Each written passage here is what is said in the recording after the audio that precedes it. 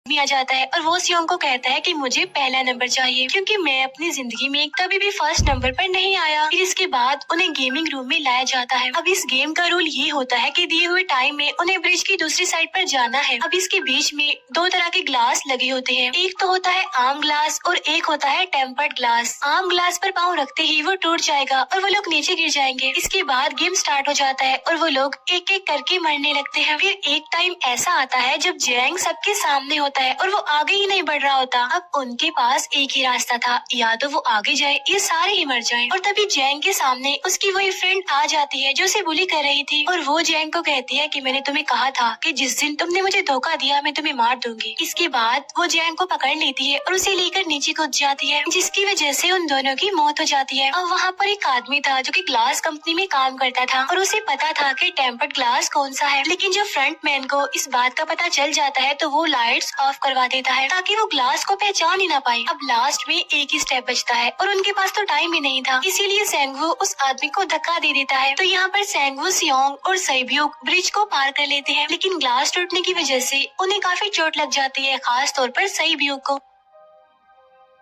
उधर उस ऑफिसर ने एक सर्वेंट को मारकर उसकी जगह खुद ले ली थी। अब एक वीआईपी को उस ऑफिसर पर शक होता है और वो उसे कहता है कि अपना मास्क रिमूव करो, लेकिन वो ऑफिसर कहता है कि ठीक है, लेकिन मैं अंदर जाकर अपना मास्क रिमूव करूंगा। इसके बाद वो ऑफिसर उस वीआईपी को लेकर अंदर चला जाता है। अंदर जाकर वो ऑफिसर उस वीआईपी को बेहोश कर देता है और इस बात का पता फ्रंट मैन को चल जाता है, इसीलिए फ्रंट मैन उसके पीछे जाता है और वो उस ऑफिसर को देख लेता है, इसीलिए वो ऑफिसर वहाँ से भागकर आइलैंड पर आ जाता है। फ्रंट मैन भी उसका पीछा करते हुए वहाँ पर आ जाता है। अब यहाँ पर वो ऑफिसर अपने सीनियर्स को कॉल करने की कोशिश करता है, लेकिन कॉल कट हो जाती है। फिर वो ऑफिसर उन्हें सारे सबूत भेजता है, लेकिन वहाँ पर नेटवर्क नहीं था। इसके बाद फ्रंट मैन ऑफिसर को पकड़ लेता है और उसे उनके साथ चलने के लिए कहता है, लेकिन वो ऑफिसर तो उस फ्रंट मैन पर गोली चला देता है। इसके बाद फ्रंट मैन अपना मास्क उतार देता है तो वो ऑफिसर देखता है कि वहाँ पर कोई और नहीं बल्कि उसका अपना भाई है वो। इसके बाद ऑफिसर का भाई यानी फ्रंट मैन उसे शूट कर देता है और वो जाकर पानी में गिरता है। उधर ग्लास लगने की वजह से सैब्यूक काफी इंजर्ड हो गई थी और उसका बहुत सारा खून भी बह रहा होता है। इसके बाद इन सर्वाइवर्स को डिनर के लिए ले जाया जाता है और उनके पास एक एक नाइफ भी रख दिया जाता है, मतलब रात में उन तीनों में से कोई भी एक दूसरे को मार देगा। तभी सियोंग नोटिस करता है कि सैब्यूक की हालत काफी खराब है, इसीलिए वो सैब्यूक को कहता है कि फिक्र मत करो, हम दोनों साथ हैं और इस गेम में हम दोनों मिलकर सेंगवू को हरा देंगे। इसके बाद हम दोनों यहाँ से बाहर निकल जाएंगे और पैसों को आधा आधा डिवाइड कर लेंगे। सैब्यूक उसे बताती है कि मेरा एक छोटा भाई है जिसे मैं ऑर्फनेज में छोड़कर आई हूँ